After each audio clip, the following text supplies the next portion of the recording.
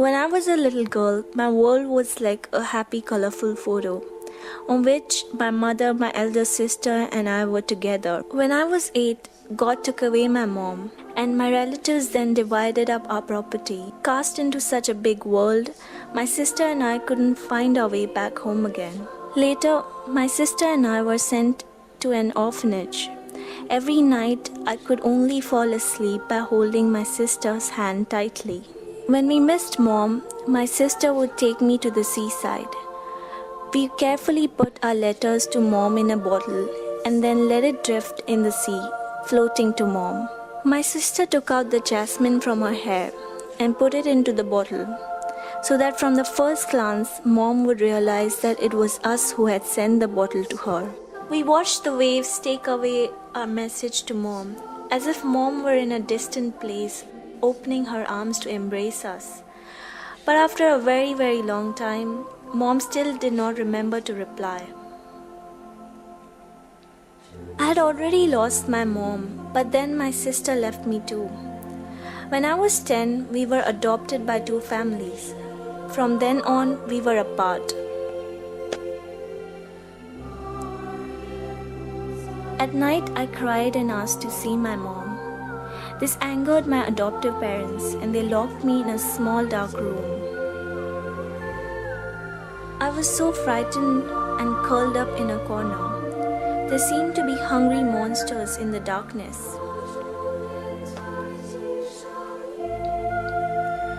The next day, I dared not go home. I went to the seaside where I had often stayed with my sister.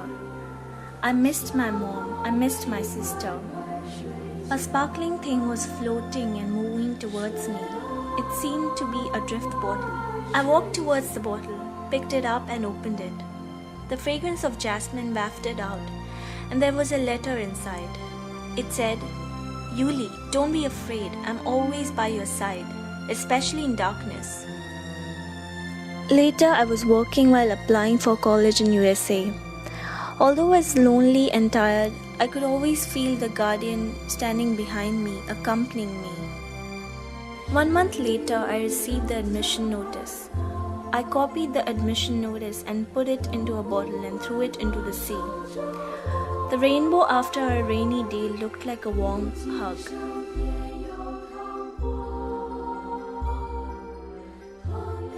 Four years later, I graduated and became a notable lawyer. I was no longer the little girl who liked to cry. I became the protector upholding justice for the weak. Then I fell in love with Farid, who was the son of a company's boss. Farid always chose high-end restaurants for our dates. Through the flickering light and shadow under the candle, I couldn't see his eyes clearly. Immersed in our love, I put the photo of Farid and me into a bottle and threw it into the sea. I hoped that my guardian could also feel the sweet love. Once, Farid asked me to participate in legal aid. A cancer patient sued AZZ, which was our firm's big client. The girl accused AZZ of polluting the water next to her house. Farid told me if I secretly destroyed evidence of this little girl's sickness to help AZZ, then they would promote me to a senior lawyer and Farid would marry me. In the dilemma of life, I came to the seaside again. What should I do? One choice is the prosperous life with Farid. The other is the little girl on the bed in the hospital who was helpless.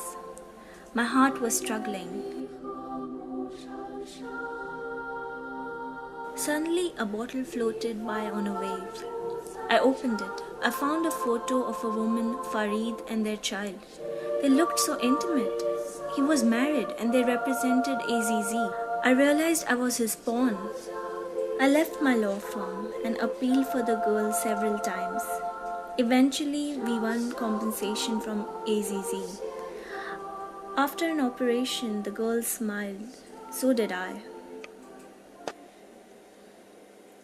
I joined a legal aid organization to uphold justice for those who needed help. And then I met a like-minded friend, Arfan. Arfan and I worked together to help a lot of people. I felt that I returned to the best me. Then Arfan asked me to marry him. I nodded. I put the wedding invitation and a jasmine into a bottle and threw it into the sea. On a beautiful sunny day, we got married. In the back of the church, I caught a glimpse of a familiar figure, wearing a jasmine in her hair and holding a bottle with a wedding invitation inside.